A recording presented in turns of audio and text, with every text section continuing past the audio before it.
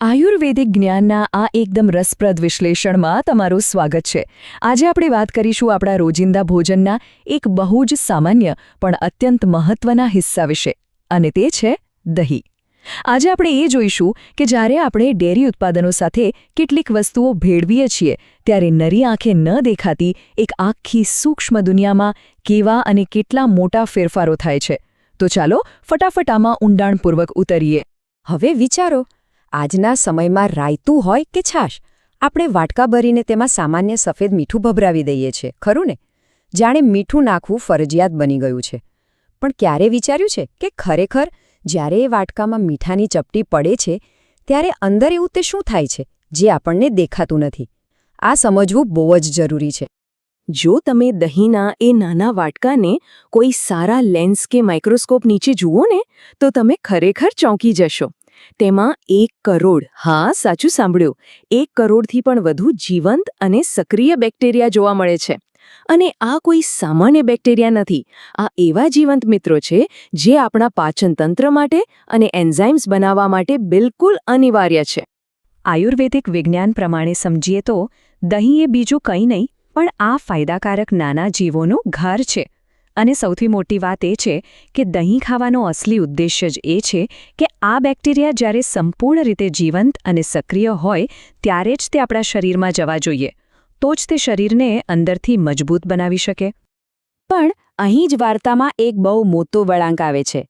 જેવું આપણે એ જીવંત ઇકોસિસ્ટમમાં માત્ર એક ચપટી સામાન્ય મીઠું નાખીએ છીએ ને, સમજો કે તમે એક વિનાશક રાસાયણિક હથિયાર ફેંક્યો, માત્ર 60 સેકન્ડ, હા, ફક્ત 1 જ મિનિટની અંદર એ આખી વસાહતના તમામ બેક્ટેરિયા સંપૂર્ણપણે મૃત્યુ પામે છે, બિલકુલ સાફ। તો હવે વિચારો કે આનો અર્થ શું થયો? જે લોકો દહીંમાં મીઠું નાખીને ખાઈ રહ્યા છે તેઓ ખરેખર જીવંત બેક્ટેરિયા નથી ખાઈ રહ્યા, પણ માત્ર ને માત્ર આ બેક્ટેરિયાના મૃતદેહો ખાઈ રહ્યા છે।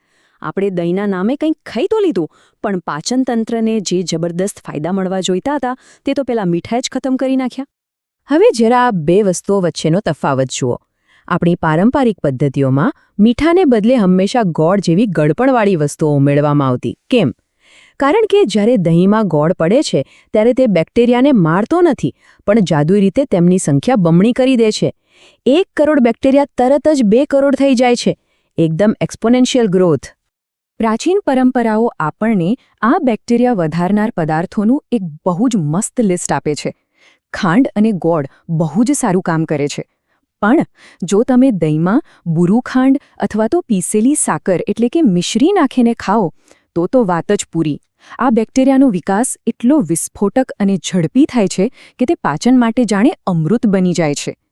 અને એટલે જ ઐતિહાસિક લખાણોમાં વારંવાર જોવા મળે છે કે પ્રાચીન સમયના લોકો દહીં અને સાકરના મિશ્રણને સૌથી વધુ પસંદ કરતા હતા। આ કોઈ માત્ર સ્વાદની વાત નહોતી ભાઈ, આ એક શુદ્ધ વિજ્ઞાન હતું, કારણ કે સાકર આ ફાયદાકારક સૂક્ષ્મજીવોના વિકાસ માટે એક આદર્શ ઉદ્દીપક એટલે કે કેટલિસ્ટ તરીકે કામ કરે છે। આના પરથી આપણને સ્પષ્ટ સમજાય છે કે શા માટે આપણા વડીલો લગ્ન કે મેળાવડાની દાવતોમાં હંમેશા મીઠું દહીં કે દહીં બુરું જ પીરસતા।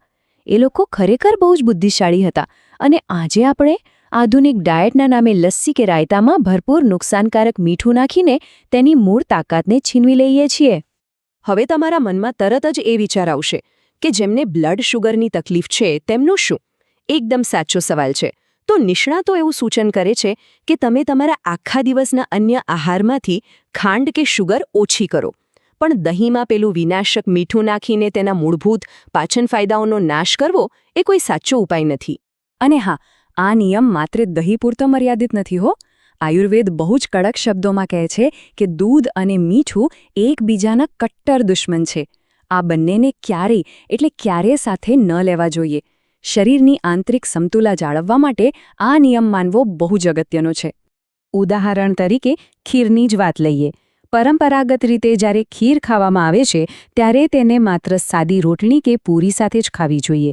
એ જ થાળીમાં કોઈ પણ ખારું શાક કે મીઠાવાળી વાનગી ખાવાનું ટાળવું જ જોઈએ, કારણ કે દૂધ અને મીઠાનું આ કોમ્બિનેશન શરીર માટે ઝેર સમાન બની શકે છે।